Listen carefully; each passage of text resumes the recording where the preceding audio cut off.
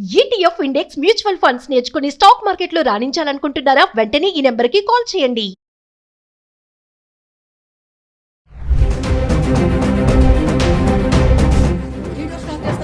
చేయను చేయను నా డ్యూటీకి అడ్డం తలకని నమస్కారం సార్.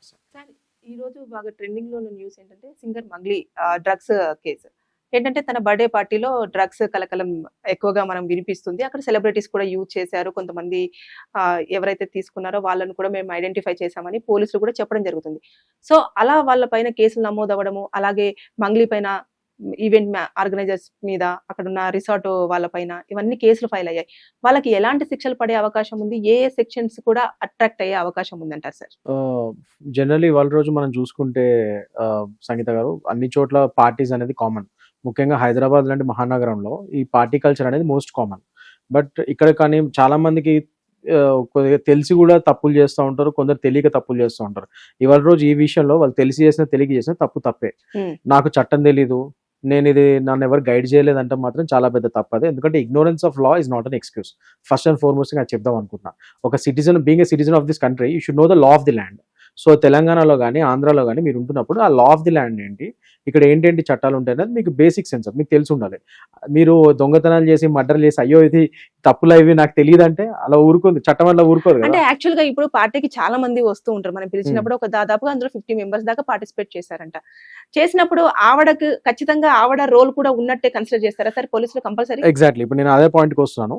సో ముఖ్యంగా తెలంగాణలో కానీ ఇక్కడ ఆంధ్రాలో కానీ మనకి ఏంటంటే ఇక్కడ when you're hosting a party అంటే ఒక పార్టీ పెడుతున్నప్పుడు ఆ హోస్ట్ మీద డెఫినెట్ గా ఈ లయబిలిటీస్ ఉంటాయి. ఏంటంటే when you're serving liquor in your party అంటే మీ యొక్క పార్టీలో మీరు మత్తు పానీయాలని సర్వ్ చేస్తున్నప్పుడు డెఫినెట్ గా దానికోసం పార్టీ లైసెన్స్ అని అంటారు.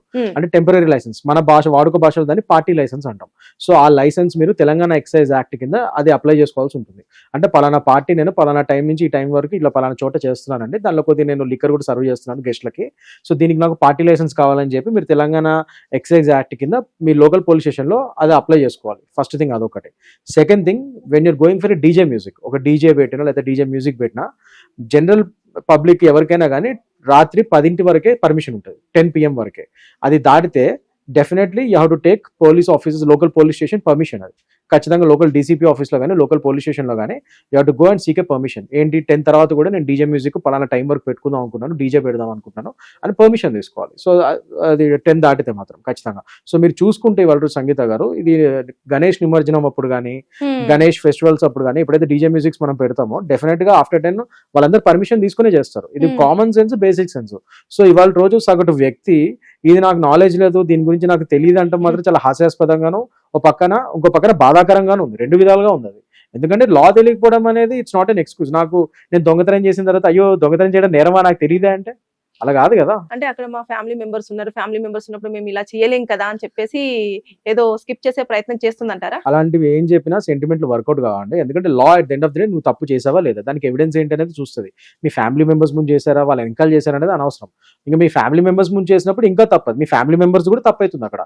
ఇవాళ రోజు ఆమె చెప్పడం వల్ల అనవసరంగా వాళ్ళ అమ్మా నాన్నని కూడా అక్కడ పార్టీ చేయాల్సి వస్తుంది. ఆ విషయం మనం గ్రహించాలి. ఎందుకంటే ఇవాళ రోజు ఆ పార్టీకి ఎవరెవరు అటెండ్ అయ్యారు అక్కడ మీరు చూసుకుంటే సంగీత గారు, మనం సెక్షన్స్ ఒకటి మాట్లాడుకుందాం. First thing, DJ music without permission after 10 మీరు ప్లే చేశారు. సో యాజ్ ఏ హోస్ట్ అంటే అక్కడ వాళ్ళ తల్లిదండ్రులు కావచ్చు, ఈవిడ కావచ్చు, ఎవరైతే ఇది పార్టీని కండక్ట్ చేస్తున్నారో సో వాళ్ళ మీద ఈ లయబిలిటీ ఉంటుంది. అట్ ద సేమ్ టైం వీళ్ళు రిసార్ట్ ఏదైతే ఎక్కడైతే చేస్తున్నారో ఆ మేనేజ్మెంట్ కూడా దీనికి లయబుల్ అవుతారు. సో వాళ్ళ మీద కూడా చర్యలు ఉంటాయి. సేమ్ ఇవే సెక్షన్స్. ఏ సెక్షన్ పెడతారు? Section 223 of BNS. ఇప్పుడు భారతీయ న్యాయ సంహితలో సెక్షన్ 223 అని ఉంటుంది. ఈ డీజే మ్యూజిక్ ఒకవేళ ఇట్లానే మీరు 10 PM తర్వాత దాటిన తర్వాత మీరు ఈ డీజే మ్యూజిక్ ని కంటిన్యూ చేస్తే డెఫినెట్ గా ఇట్స్ పోలీస్ ఆర్డర్స్ వైలేషన్ కింద వచ్చి, సో పోలీస్ వారి యొక్క ఆర్డర్స్ మీరు ధిక్కరిస్తున్నట్టుగా ఈ సెక్షన్ 223 ఆఫ్ బిఎన్ఎస్ పడుతుంది. సో దాని ప్రకారంగా మీకు ఫైన్ పడచ్చు అండ్ ఒక 6 నెలల అట్లా శిక్ష కూడా పడచ్చు. సో అదొకటి. Second comes Telangana excise act. So దాంట్లో ఏమొస్తుందంటే మీరు ఏదైతే ఈ పార్టీలో యాజ్ ఎ హోస్ట్, మీ అమ్మ నాన్న కానీ మీరు కానీ ఎవరైనా కానీ హోస్ట్లు ఎవరైతే ఉన్నారో వాళ్ళు లిక్కర్ సర్వ్ చేస్తున్నారు వచ్చిన గెస్ట్లకి. ఆ లిక్కర్ ఏంటి? నేను అది కూడా చూడటం జరిగింది ఆ బైట్స్. అది ఫారెన్ అనే ఒకరు, కొందరేమో లోకల్ అని లోకల్ ఒకరు. Brand whether it's foreign liquor are local liquor, what ever it is, you take permission first and foremost thing. మీరు తెలంగాణ ఎక్సైజ్ యాక్ట్ కింద మీరు ఒక పార్టీలో పలానా లిక్కర్ నేను సర్వ్ చేస్తున్నాను అన్నప్పుడు ఆ యాక్ట్ కింద మీరు పర్మిషన్ తీసుకోవాల్సిందే మీ పోలీసు లోకల్ పోలీస్ స్టేషన్ దగ్గర నుంచి. ఇలా పలానా ఈ టైం నుంచి టైం వరకు పార్టీ ఉంటుందండి, నాకు దీని పరంగా నాకు ఇది ఈ పార్టీ లైసెన్స్ అంటాం మన రోజు వాడుక భాషలో దాన్ని పార్టీ లైసెన్స్ అంటాం. ఈ టెంపరీ పార్టీ లైసెన్స్ నాకు ఇవ్వండి, టెంపరీ లైసెన్స్ అని చెప్పి మనం అడగాలి. అడిగితే వాళ్ళు ఇస్తే అప్పుడు మీరు ఆ లిక్కర్ ని సర్వ్ చేయొచ్చు. అది ఫస్ట్ థింగ్.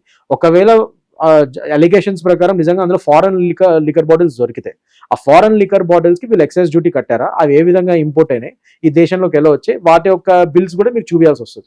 లేకపోతే మళ్ళీ అది సపరేట్ సెక్షన్లు పడతాయి, అవి సపరేట్ శిక్షలు పడతాయి.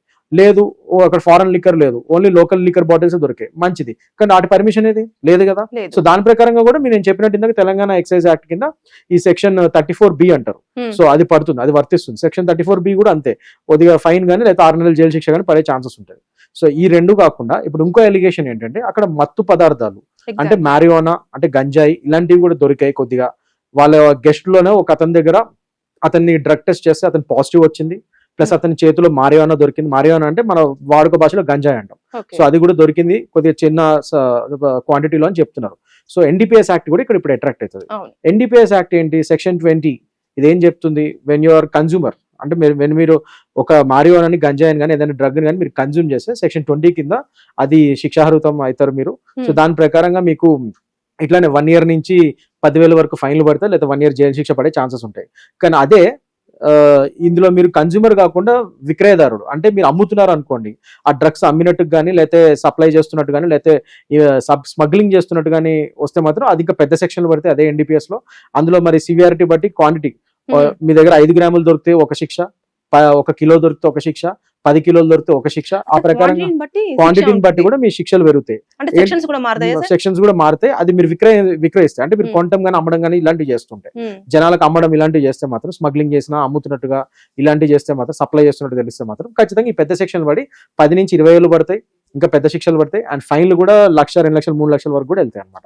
సో ఇలా చాలా పెద్ద శిక్షలు పడతాయి మీరు అమ్మినట్టుగా అయితే మాత్రం. కేవలం కన్జ్యూమర్ కింద వాడుతున్నారు, మీరు అమ్మట్లేదు, కేవలం వాడుతున్నారు అంటే మాత్రం ఈ చిన్న శిక్షలు పడి ఇలా డ్రగ్ టెస్ట్ లో పాజిటివ్ వస్తే మాత్రం దానికి తగ్గట్టే సెక్షన్ 20 కింద ఈ 1 year జైలు శిక్ష. దాంట్లో 9 members కి పాజిటివ్ వచ్చింది అని చెప్పేసి అన్నారు. అయితే వాళ్ళు కన్జ్యూమ్ చేశారు ఆల్రెడీ, కానీ అక్కడ ఎవరు దాన్ని సప్లై చేశారన్నట్టుగా మనకైతే క్లారిటీగా లేదు.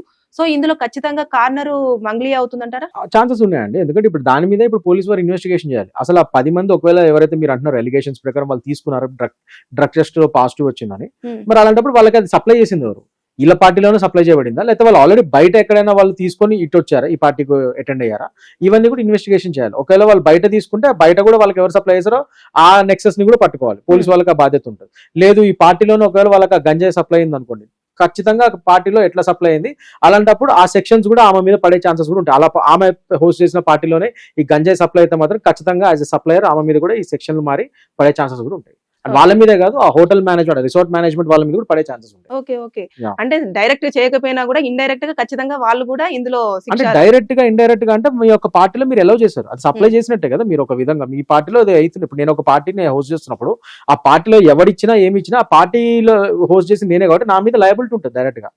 అర్థమైందా? వికారియస్ లయబిలిటీ లాగా అది అట్రాక్ట్ అవుతుంది ఖచ్చితంగా. సో డెఫినెట్ గా మీరు ఇండైరెక్ట్ గా డైరెక్ట్ గా అది ఎలా వచ్చినా మీ పార్టీలోకి, అది మీరు పెట్టిన పార్టీలోనే అది సప్లై అయింది కాబట్టి ఖచ్చితంగా మీకు మీ మీద సెక్షన్ పడే ఛాన్సెస్ ఉంటాయి. ఇందాక మీరు ఒక మాట అన్నారు సార్, అంటే వాళ్ళు బయట ఎక్కడైనా తీసుకొని వచ్చారా లేకపోతే అదే పార్టీలో తీసుకున్నారా అని చెప్పేసి. ఒకవేళ బయట తీసుకొని వస్తే అప్పుడు ఇంకా ఇక్కడ ఇప్పటి వరకు ఇక్కడ గంజాయి దొరికిందన్న తర్వాత సెక్షన్లు అన్ని కూడా మాఫీ అయ్యే ఛాన్సెస్ ఉంటాయా? మాఫీ అవ్వండి. ఇప్పుడు ఎవరైతే వ్యక్తులు వాళ్ళు బయట తీసుకొని వచ్చారని ఒక నిర్ధారణ అయ్యే ఎవిడెన్స్లు దొరికితే ఈ పార్టీలో సంబంధం లేదు, వాళ్ళు జోబులో పెట్టుకొని వచ్చారు, మేము ప్రతిదీ జోబులో చెక్ చేయం కదా, సో మాకు ఇది సంబంధం లేదని క్లియర్ గా గట్టిగా వీళ్ళ తరపున న్యాయవాదులు కానీ లేకపోతే వీళ్ళ తరపున ఇప్పుడు ఎవరైతే పోలీసులు ఎఫ్ఐఆర్ నమోదు చేస్తున్నారో వాళ్ళు నమ్మితే అప్పుడు ఎవరైతే హోస్టులు ఉన్నారో వాళ్ళ మీద ఎన్డీపీఎస్ యాక్ట్లు పెట్టే ఛాన్సెస్ ఉండవు.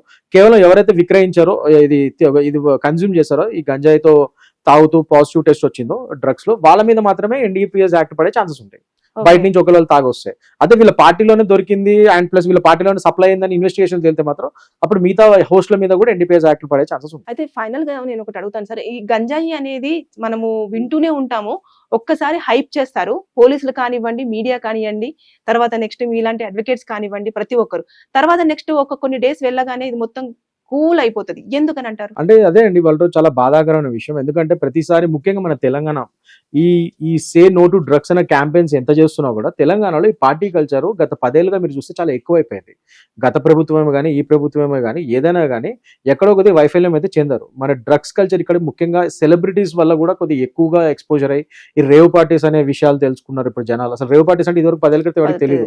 ఇప్పుడు ఎప్పుడైతే సెలబ్రిటీస్ ముఖ్యంగా మన తెలుగు సెలబ్రిటీస్ కొద్దిగా ఎక్కువ మంది ఈ రేవ్ పార్టీస్ లో పాల్గొనడం వల్ల వీటి వల్ల ఈ రేవ్ పార్టీస్ అనే విషయాలు కూడా జనాలకి సాధారణ జనాలకు కూడా తెలిసి ఇప్పుడు ఏమైందంటే ఈ సాధారణంగా ఈ సాఫ్ట్వేర్ ఇంజనీర్స్ అలాంటి వాళ్ళు కూడా ఈ రేవ్ పార్టీస్ కండక్ట్ చేయడము, ఇల్లీగల్ గా వాళ్ళ ఇళ్లలో అక్కడెక్కడ రూమ్స్ లో ఎక్కడైతే వాళ్ళు ఉన్నారో అక్కడ రేవ్ పార్టీస్ పెట్టుకోవడం, ఇలాంటి వాళ్ళు కూడా స్టార్ట్ చేయడం జరుగుతుంది ఇక్కడ. So it's a very bad example. What ever ఈ సెలబ్రిటీస్ అయితే వీళ్ళు సెట్ చేశారు ఇప్పటి వరకు చాలా వెరీ బ్యాడ్ ఎగ్జాంపుల్ అది. దానివల్ల జనాలు కూడా ఒక విధంగా ఇన్ఫ్లుయెన్స్ అవుతున్నారు, అది మనం కాదనలేం. సో ముఖ్యంగా సెలబ్రిటీస్ ఇవాళ చాలా రెస్పాన్సిబుల్ గా ఉండాలి. మీరు ముఖ్యంగా సెలబ్రిటీస్ అనేవాళ్ళు ఇప్పుడు ఫర్ ఎగ్జాంపుల్ ఈవెంట్ చూసుకోండి, మంగ్లీ గారిని. ఐ నో చాలా చిన్న స్టేజ్ నుంచి కష్టపడి పైకి వచ్చారు. అలాంటప్పుడు ఇంకొద్దిగా సోషల్ రెస్పాన్సిబిలిటీ ఇంకా ఎక్కువ ఉంటుంది అలాంటి వాళ్ళ మీద. సో అలాంటి వాళ్ళు కొద్దిగా జాగ్రత్త వహించుంటే బాగుండేది. ఇప్పుడు తెలుసు తెలియక ఆమె మీద ఎలిగేషన్స్ వచ్చాయి. సో వాటి మీద ఆమె పోరాడి ఇప్పుడు బయట రావాల్సిన అవసరం అయితే ఖచ్చితంగా న్యాయ పోరాటం అయితే ఆమె చేయాలి. But what ever it is, మీరు నెక్స్ట్ టైం ఎప్పుడైనా ఉన్నప్పుడు సెలబ్రిటీస్ ఎవరైనా కానీ మీరు తెలిసి చేశారో తెలియక చేశారో మీరు ఎక్కువ జాగ్రత్త వహించాలి. మీరు పెట్టే పార్టీలని బాగా స్క్రూటినీ చేసుకోవాలి. ఎలాంటి వాళ్ళు వస్తున్నారు ఏంటి, అసలు నా పార్టీలో పర్మిషన్స్ అన్ని కరెక్ట్గా ఉన్నాయా లేదు, ఇవన్నీ మీరు బేసిక్ ఇది. అంతేగాని ఇవాళ రోజు మీరు పార్టీ చేసేసుకొని అన్ని చేసేసుకొని నాకు ఇలా గైడెన్స్ లేదు, నాకు ఇలా పర్మిషన్ తీసుకోవాలని తెలియదు అంటే మీరు ఒక సెలబ్రిటీ. డామ్ సేక్ మీకు లీగల్ టీం ఉంటుంది. మీకు లీగల్ టీం మీరు పాడే పాటలకు కానీ మీరు చేసే వాటికి కానీ అగ్రిమెంట్స్ ఉంటాయి. వాటన్నిటికీ ఒక లీగల్ టీం ఉంటుంది కదా. మీకు అక్కడ మాత్రం లాయర్స్ ఉన్నారు కదా. అలాంటి లాయర్లు మీరు దీనికి మీరు ఏ పార్టీలు చేసుకుంటారు ఏంటో ఇవి చెప్పరా మీకు? సో మీకు తెలీదు, చట్టం తెలీదు అన్న విషయం మాత్రం చాలా హాస్యాస్పదంగా ఉంది. ఖచ్చితంగా మీరు చట్టం తెలీదు అన్న విషయం చెప్పి తప్పించుకోవడానికి లేదు. Ignorance of law is not an excuse. అది చట్టంలో చాలా స్ట్రిక్ట్ గా చెప్పబడి ఉంది. అండ్ ముఖ్యంగా ఇక్కడ ఈ విషయంలో చూసుకుంటే ఇప్పుడు ఈ వీడియో ఏదైతే మంగ్లీ గారు చెప్పారో, మా అమ్మ నాన్న కోసం ఇది పార్టీ పెట్టారు వాళ్ళు, మాకు సంబంధం లేదు, మేమంతా ఏంటంటే నాకు తెలియదు, అసలు ఇలా డీజే పెట్టాలి, లిక్కర్ ఇట్లా సప్లై చేయకూడదు, సర్వ్ చేయకూడదు అనే విషయం నాకు తెలియదు, ఎవరు గైడ్ చేయాలని ఏదైతే అన్నారో, ఇది రేపటి రోజు ఈ వీడియోని రేపటి రోజు కేసు ముందుకెళ్ళినప్పుడు కోర్టులో అది వీడియోని ఆమెకు అగేన్స్ట్ గా కూడా ప్రాసిక్యూషన్ కూడా యూజ్ చేసే ఛాన్సెస్ ఉంటాయి ఇక్కడ. డెఫినెట్ గా నీకు చట్టం తెలియదని ఓపెన్ గా చెప్తున్నావు. As a citizen of this country నీకు చట్టం తెలియకుండా ఎలా ఉంటుంది, నువ్వు తెలుసుకోవాల్సిన బాధ్యత అనేది. Ignorance of law is not an excuse అని ఫస్ట్ ఆఫ్ ఆల్ ఒకవేళ ఆమె నిజంగా ఒకవేళ ఆమె ఇన్నోసెన్స్ నిజంగా ప్రూవ్ అయితే కోర్టులో, అప్పుడు ఈ వీడియో ద్వారా కూడా ఇక్కడ ఫైన్ పడే ఛాన్సెస్ ఉంటాయి. నీకు నిజంగా అమాయకురాలువే తేలింది, కానీ ఈ వీడియోలో నువ్వు క్లియర్ చెప్తున్నావు నీకు గైడెన్స్ లేదు, నీకు తెలియదని, చట్టం తెలియకపోవడం అనేది ఒక ఎక్స్క్యూజ్ కాదని చెప్పి ఆ విధంగా ఒక ఫైన్ పడే ఛాన్స్ ఉంటుంది. లేదు ఒకవేళ నిజంగా ఎలిగేషన్స్ వేరే విధంగా ప్రూవ్ అయ్యి ఆమె ఓడిపోతే మాత్రం అప్పుడు ఈ వీడియోతో పాటు ఇంకా ఆ శిక్షలు కూడా పడతాయి. ఈ వీడియో మీద ఇగ్నోరెన్స్ తో అన్న ఫైన్ అండ్ శిక్ష ఏదైతే జడ్జి గారు ఇస్తారో దాంతో పాటు ఎన్డీపీఎస్ కానీ లేకపోతే ఈ తెలంగాణ ఎక్సైజ్ యాక్ట్ కానీ లేకపోతే 223 ఆఫ్ బిఎన్ఎస్ కానీ ఇవన్నీ కూడా పడే ఛాన్సెస్ ఉంటాయి. సో ఏదైనా కానీ ఆమె ఈ శిక్షలు ఒకవేళ పడితే మాత్రం ఆమె ప్రూవ్ చేసుకోలేకపోతే మాత్రం శిక్షలు అయితే పడే ఛాన్సెస్ ఉన్నాయి. సో అందుకనే సెలబ్రిటీస్ కి నేను ఎప్పుడు చెప్పేది ఏంటంటే తస్మాత్ జాగ్రత్త. ముఖ్యంగా మీ సెలబ్రిటీస్ ఇంకెక్కువ సోషల్ రెస్పాన్సిబిలిటీతో ఉండాలి. మిమ్మల్ని జనాలు గమనిస్తూ ఉంటారు. So you shouldn't set such bad examples. మీరు పబ్లిక్ కి ఒక మంచి మెసేజ్ ఇవ్వాలి. సే నో టు డ్రగ్స్ అని చెప్పి 10 ఏళ్ళగా అన్ని గవర్నమెంట్స్ ఫైట్ చేస్తూ ఉంటే మీరు మళ్ళీ హైదరాబాద్ కి మళ్ళీ ఇలాంటి రేవ్ పార్టీస్ ఇలాంటి మందు పార్టీలు పెట్టి హైదరాబాద్ బ్రాండ్ ఇమేజ్ ని పాడు చేస్తున్నారు అనేది అందరు బాధ. సో ఇలాంటివి తగ్గించుకోండి అనేది నేను మాత్రం చెప్పగలను.